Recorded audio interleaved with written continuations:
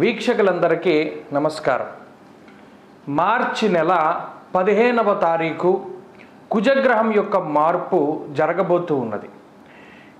కుజుడు మకర రాశిని వదిలిపెట్టి కుంభరాశిలోకి ఆయన యొక్క ప్రవేశం జరుగుతుంది. అయితే ఇప్పటికే కుంభరాశిలో రవి, శనేశ్చర, శుక్రగ్రహాల యొక్క సంచారం కొనసాగుతూ ఉన్నది. 14వ తారీఖు నాడే రవిగ్రహం కుంభరాశిని వదిలిపెట్టి మీనానికి వెళ్ళిపోతారు కాబట్టి ఇంకా అక్కడ 2 గ్రహాలు ఉంటాయి, శనేశ్వరుడు, శుక్రుడు. కుజుడు శుక్రుడితో కలవడం, అలాగే కుజుడు శనేశ్వరుడితో కలవడం, రెండిట్లోకి ఏమిటి ప్రాధాన్యత అంటే శనితో కలిపి ఉన్నటువంటి కుజుడికి ఇంపాక్ట్ చాలా ఎక్కువ. అందులోనూ మార్చి 15వ తారీఖు లగాయితూ ఏప్రిల్ 23వ తారీఖు వరకు కూడా శని కుజులు కలిపి ప్రయాణం చేయబోతూ ఉన్నారు.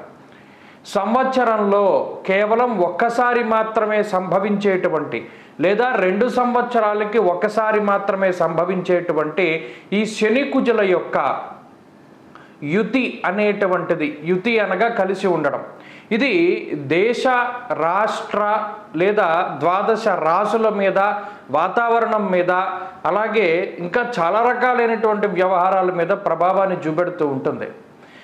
మార్చి 15 దగ్గర నుండి ఏప్రిల్ 23వ తారీఖు వరకు కలిసి ప్రయాణం చేసేటువంటి, అనగా ఒకే రాశిలో సంచరించేటువంటి శని కుజులు ఏప్రిల్ 6వ తారీఖు దగ్గర నుండి ఏప్రిల్ 14వ తారీఖు వరకు అతి దగ్గరగా ప్రయాణం చేస్తే ఏప్రిల్ 11వ తారీఖు 12వ తారీఖు నాడు దాదాపుగా ఇద్దరు ఒకే డిగ్రీల మీద 320 డిగ్రీల మీద, అనగా ఒకే నక్షత్రం, ఒకే పాదం మీద శని కుజుల యొక్క సంచారం ఉండబోతూ ఉన్నది.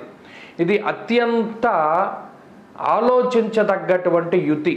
ఈ శని కుజులు కలిసి ఉండడం వల్ల భూపరమైనటువంటి ప్రకృతి వైపరీత్యాలు, అగ్నికి సంబంధించినటువంటి, విద్యుత్తుకి సంబంధించినటువంటి సంక్షోభాలు మొదలుకొని విపత్తుల వరకు కూడా చాలా రకాలుగా ఇది దేశ కాలమానాల మీద ప్రభావాన్ని చూపెడుతూ ఉంటుంది. అలాగే పరిపాలించేటువంటి వ్యక్తుల మీద కానివ్వండి, లేదా ఈ ప్రభుత్వపరమైనటువంటి వ్యవహారాలు, సెక్యూరిటీ సిస్టమ్సు, లేదా ఈ మిసైల్స్, ఆయుధ కర్మాగారాలు, లేదా ఈ క్షిపణులు, లేదా మరి ఏ ఇతరత్ర పేలుడు సామాగ్రి, లేదా ప్రభుత్వ వ్యతిరేకమైనటువంటి విధానాలు, ఇలా ఏదైనా సరే ఈ కుజశనుల యొక్క యుతి వల్ల జరగచ్చు. కాబట్టి దేశ కాలమానాల మీద ఉన్న ప్రభావం గురించి మనం ఇంకొక వీడియోలో చర్చించుకుందాం. ప్రస్తుతానికి ఇది 12 రాశులకి ఏ విధమైనటువంటి ఫలితాలను ఇవ్వబోతూ ఉన్నది అనేటువంటి విషయాన్ని ఈ వీడియో ద్వారా క్లుప్తంగా తెలుసుకుందాం. మకర రాశి వారికి ఈ గ్రహస్థితి ఏ విధమైన ఫలితాన్ని ఇస్తూ ఉంటుంది అంటే, జన్మకుజుని యొక్క దోషం తొలగిపోయినది. ఇది ప్రధానంగా అనుకూలించేటువంటి విషయం. చాలా గొప్ప మాట ఏంటంటే, జ్వరం ఖడ్గవరణంచైవ భార్య బంధు విరోధకృత్.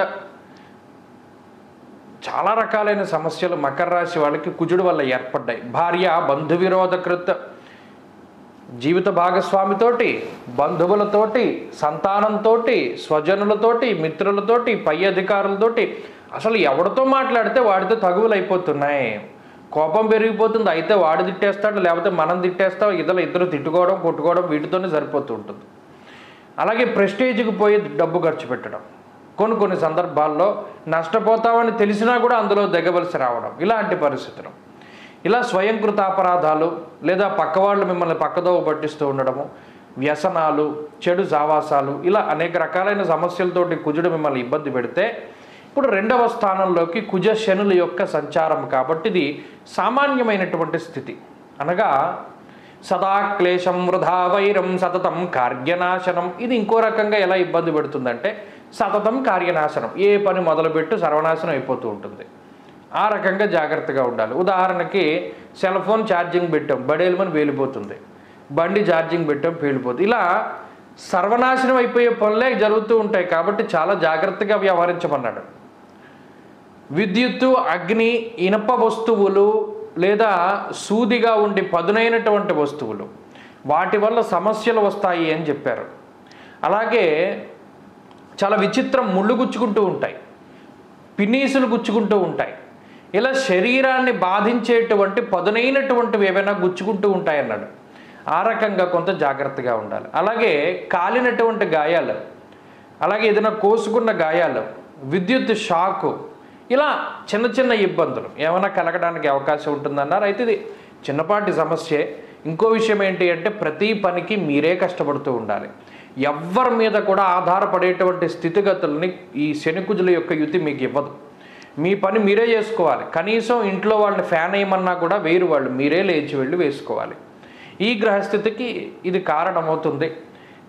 కాబట్టి మకర రాశి వారికి ఇదేం ప్రమాదము కాదు, అలాని ఇదేమీ అంత అనుకూలమైనటువంటి గ్రహస్థితి కూడా కాదు. కాబట్టి సామాన్యమైనటువంటి స్థితి.